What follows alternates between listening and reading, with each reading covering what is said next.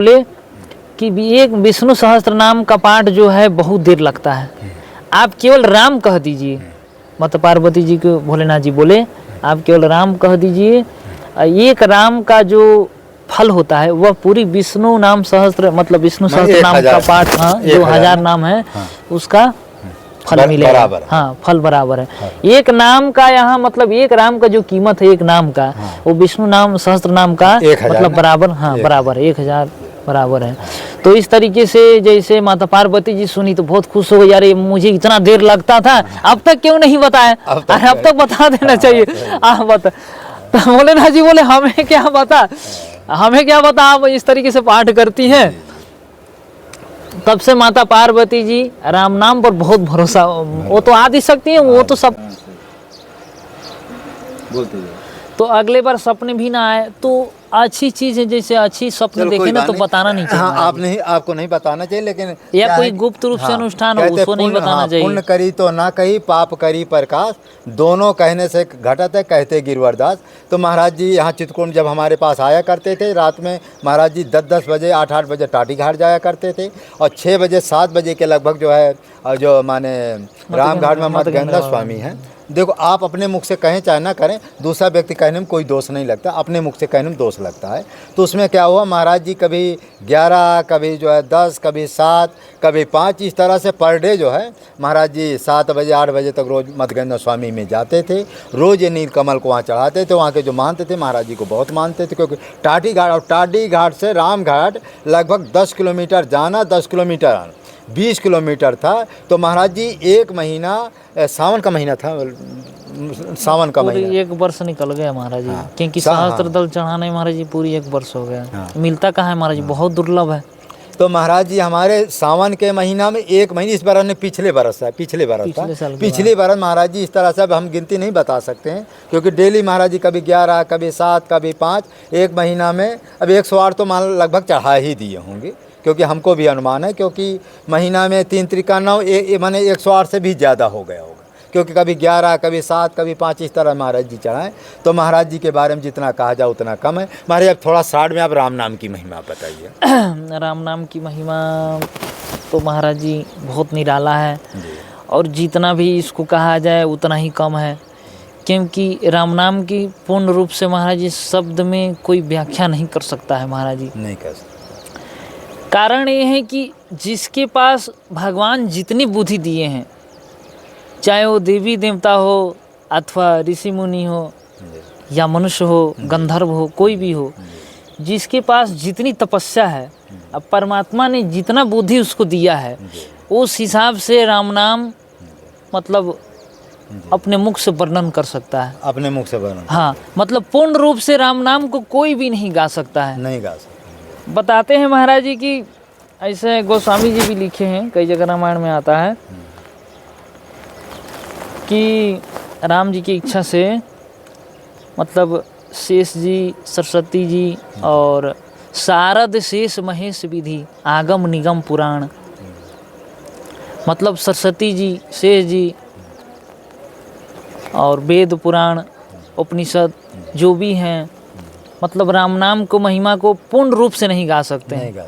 ये कल्प तक महाराज जी यदि अगर सरस्वती जी और शेष जी यदि अगर राम नाम की महिमा अगर गाते रहें ये कल्प तक, तो भी भगवान के संपूर्ण चरित्र को नहीं गा सकते हैं, क्योंकि भगवान के चरित्र महाराज जी पृथ्वी में जितनी रजगण हैं, मतलब पृथ्वी का रजगण को महाराज जी नहीं गिना जा सकता। कैसे गिनेंगे, अनंत है, गिन ही नहीं सकते हैं।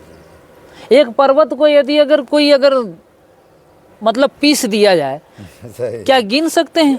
उसको रजगण को कोई गिन सकता है? उसी तरीके से महाराज जी पृथ्वी में अनंत कोटि, मतलब कोटि तो मतलब शब्द ही नहीं है, इतने रजगण है महाराज जी, मतलब किसी संख्या को निर्धारित हम नहीं कर सकते महाराज जी। अब तक संख्या नहीं बना है कि पृथ्वी के रजगण को कोई गिन दे महाराज जी। तो पृथ्वी का रजगण जिस तरीके से अनंत है, भगवान का नाम की महिमा उसी तरीके से महाराज जी अनंत है। फिर भी एक छोटा सा मैं आपको एक सुना रहा हूँ। एक कथा में आता है, मैं एक जगह पढ़ा था राम जी की इच्छा से कि एक संत जी थे, तो वो जा रहे थे, तो अचानक जाते जाते उनको संध्या हो गया। तो जैसे संध्या हुआ तो सोचे कि अब रात्रि हो रहा है, तो एक सेठ की बगिया था महाराज जी। तो सेठ के बगिया में विचार किए कि मैं वहाँ रुक जाता हूँ रात को, यहीं रात को रुक जाता हूँ। तो रात्रि को वहीं रुक गए। तो पता चला कि सेठ को पता चला कि मेरे बगिया में कोई महात्मा आए हैं, कोई संत महात्मा आए हैं। तो जो बना सो उनको भोजन पानी दिए, प्रसाद वगैरह जो भी मतलब था, फल फूल जो भी था मतलब दिए, और प्रसाद पाकर फल फूल वगैरह पाकर विश्राम कर लिए। जब सुबह हुआ तो महात्मा बोले कि अब मैं जा रहा हूँ, पर सोचे कि भाई सेठ ने सेवा किया है, रात्रि को भोजन प्रसाद पवाया है, मतलब भोजन दिया है, तो इसको कुछ दे कर जाना चाहिए। जी सर। अब संत महात्मा के पास महाराज जी है ही क्या देने के लिए, राम नाम के सिवा तो कुछ है नहीं। तब सोचे कि अब सेठ को बिना दिए जाना ये अन्याय होगा। तो सेठ को, जब सेठ आया सुबह जाने लगे महात्मा, तो महात्मा को सेठ बोले कि सेठ जी आप राम राम किया करो, भगवान का नाम लिया करो, भजन किया करो, मतलब राम राम किया करो। अब सेठ बोला कि महाराज सब काम हो जाएगा, लेकिन हमसे ये राम नाम नहीं होगा। सही। हम सब काम कर सकते हैं, क्योंकि हमारा व्यापार इतना बड़ा है, इतना मतलब बढ़ गया है कि मुझे राम नाम लेने की फुर्सत तक भी नहीं है। महात्मा बोले कि तो थोड़ा भी तो फुर्सत मिलता होगा। बोले कि मुझे बिल्कुल भी फुर्सत नहीं है। तो महात्मा बोले कि अच्छा ये बताइए 24 घंटे के अंदर में फुर्सत आपको कब मिलता है? तो सेठ बोला कि महाराज फुर्सत तो अभी नहीं मिलता है, लेकिन हाँ जब मैं शौचालय जाता हूँ उस समय हमको थोड़ा फुर्सत मिल जाता है, मतलब 5 मिनट के लिए जो भी हो, 5 मिनट फुर्सत मिल जाता है। अच्छा तो आप ये काम कीजिए, आप उसी 5 मिनट में राम राम कह दीजिए। बस उतना ही, आप जितना देर जाते हैं ना उतना ही देर राम राम कहना है। बोले हाँ महाराज मैं उतना देर तक मैं राम राम कह सकता हूँ, उसके बाद बोलिए तो हमसे बिल्कुल भी ना होगा, क्योंकि मेरा इतना व्यापार है, मतलब राम नाम तो मैं कह ही नहीं सकता हूँ। बोले ठीक है, आप शौचालय में जितना देर रहते हैं उतना ही देर राम राम कीजिए। तो फिर वैसे ही किया, शौचालय गया सेठ और शौचालय में बैठ गया, अब राम राम कहना चालू कर दिया।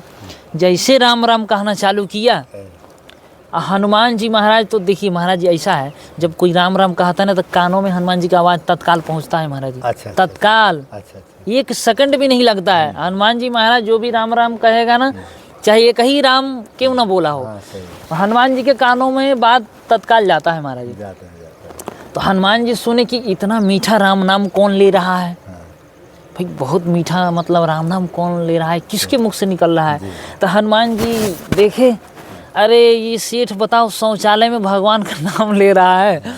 तो हनुमान जी को आ गया गुस्सा। तो हनुमान जी 1 लात लगा कर चल दिए, उसको शौचालय में जाकर 1 लात लगाए और तत्काल चल दिए। तो भगवान की नित्य सेवा में हनुमान जी रोज़ जाते हैं, उनका रोज़ मतलब नित्य सेवा में जाना भगवान का रोज़ का नियम है भगवान का। जब भगवान के नित्य सेवा में जब हनुमान जी महाराज गए तो दिव्य सुगंध से युक्त जो तेल है रोज़ मालिश करते हैं हनुमान जी महाराज भगवान के श्री चरणों में, राम जी के, हाँ राम जी के श्री चरणों में। तो उस दिन गए तो वैसे मालिश करने लगे जैसे रोज़ मालिश करते हैं।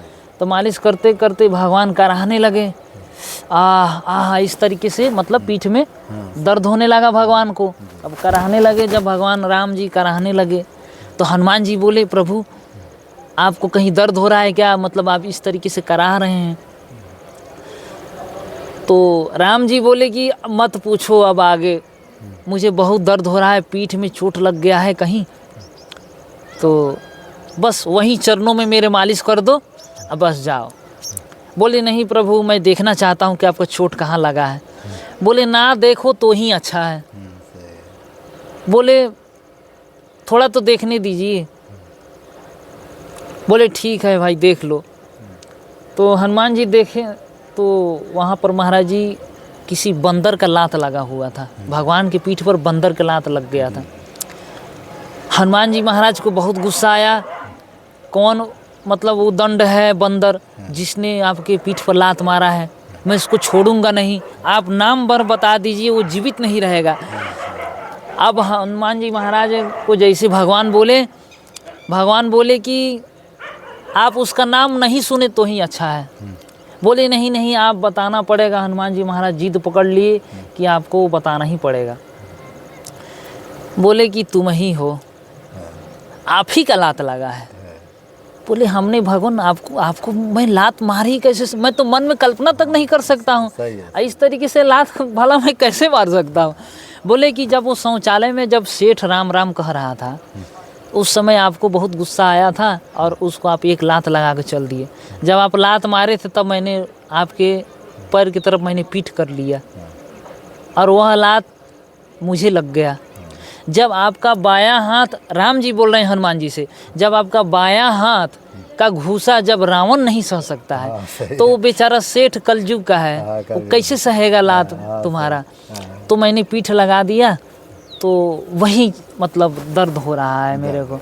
हनुमान जी महाराज को बहुत अफसोस हुआ और हनुमान जी महाराज के नेत्रों से आंसू निकलने लगा। महाराज जी, हनुमान जी महाराज रोने लगे, हे प्रभु मैंने बहुत बड़ा अपराध किया है। आज से मैं प्रतिज्ञा करता हूँ कि जो आपका राम नाम लेगा वह उसका रक्षा मैं करूँगा। अब आपको पीठ करने की ज़रूरत नहीं है। आज से मैं प्रतिज्ञा कर रहा हूँ, जो राम नाम लेगा, जो भी आपका भक्त, उसका रक्षा मैं करूँगा। आज से मैं प्रतिज्ञा करता हूँ। भगवान के श्री चरणों को पकड़कर हनुमान जी महाराज प्रतिज्ञा किए और वहाँ से अपने आंसू को पोंछते हुए चले गए। मतलब भगवान के नित्य सेवा में हनुमान जी जाते हैं। महाराज जी एठैया वो कमेंट हमारे पास किसी ने कहा किस ग्रंथ में लिखा है कि विष्णु माने विष्णु के 1000 नाम एक राम नाम के बराबर है। वैसे महाराज जी विष्णु सहस्त्र नाम में महाराज जी आता है, रामे रामे, सुनिए रमे रामे मनोरमे सहस्त्र नाम ततुल्यं राम नाम वरानने। इसका महाराज थोड़ा नहीं, इसमें महाराज जी रुकिए एक मिनट, ये राम रक्षा स्तोत्र में आता है, क्योंकि राम रक्षा स्तोत्र मेरे को कंठस्थ है। मैं रोज सुबह में ब्रह्म मुहूर्त में पाठ करता हूँ राम रक्षा स्तोत्र का। तो ये राम रक्षा स्तोत्र में ये आता है, मतलब रमे रामे मनोरमे, रमे रामे मनोरमे सहस्त्र नाम ततुल्यं राम नाम वरानने। एक जगह महाराज जी ऐसा आता है, संतों के मुख से मैं सुना हूँ कि भोलेनाथ जी जब प्रसाद पा रहे थे, माता पार्वती जी भोलेनाथ जी को फल फ्रूट जैसे परोसने के बाद भोलेनाथ जी की इच्छा हुआ कि आज प्रसाद पाना है। तो वैसे तो समाधि में व्यस्त रहते हैं, उनको इतना समय ही कहाँ, लेकिन एक समय की बात है उनको कुछ प्रसाद पाने की इच्छा हो गया। तो पार्वती जी को भोलेनाथ जी बोले कि मुझे कुछ फल फ्रूट आज पाने की विशेष इच्छा है। तो माता पार्वती जी भगवान भोलेनाथ जी को फल फ्रूट परोसने के बाद मतलब विष्णु सहस्त्र नाम का पाठ करने लगी, एक जगह आसन पर विराजमान होकर। तो उनका आसन महाराज जी बाघंबर है ना, माता जी या भोलेनाथ जी बाघंबर पर ही बैठते हैं ये लोग। भोलेनाथ जी भी बाघंबर पर बैठते हैं और माता पार्वती जी भी। तो बाघंबर पर बैठकर और विष्णु सहस्त्र नाम का पाठ करने लगी। तो भोलेनाथ जी राम नाम की महिमा को जानते हैं। तो भोलेनाथ जी बोले कि बुलाए माता पार्वती को। तो माता पार्वती जी आवाज़ दी कि बोली कि मैं विष्णु सहस्त्र नाम का पाठ कर रही हूँ, तो मैं अभी नहीं आ पाऊँगी। तब भोलेनाथ जी बोले कि एक विष्णु सहस्त्र नाम का पाठ जो है बहुत देर लगता है, आप केवल राम कह दीजिए। माता पार्वती जी को भोलेनाथ जी बोले आप केवल राम कह दीजिए, एक राम का जो फल होता है वह पूरी विष्णु नाम सहस्त्र मतलब विष्णु सहस्त्र नाम का पाठ, हाँ जो 1000 नाम है उसका फल मिलेगा। बराबर है। हाँ, फल बराबर है। एक नाम का यहाँ मतलब एक राम का जो कीमत है एक नाम का, वो विष्णु नाम सहस्त्र नाम का 1000 मतलब ना? बराबर, हाँ बराबर 1000 बराबर है। तो इस तरीके से जैसे माता पार्वती जी सुनी तो बहुत खुश हो गई, यार ये मुझे इतना देर लगता था, अब तक क्यों नहीं बताया, अरे अब तक बता देना चाहिए, आप बता। तो भोलेनाथ जी बोले हमें क्या बता, हमें क्या बता, आप इस तरीके से पाठ करती हैं। तब से माता पार्वती जी राम नाम पर बहुत भरोसा, वो तो आदि शक्ति है, वो तो सब कुछ जानती हैं। संसार को दिखाने के लिए मतलब ऐसी खेल रचती हैं माता पार्वती, भोलेनाथ जी भी बताते हैं। तो संसार को दिखाने के लिए वो लोग तो ब्रह्म स्वरूप हैं, भोलेनाथ जी ब्रह्म स्वरूप हैं।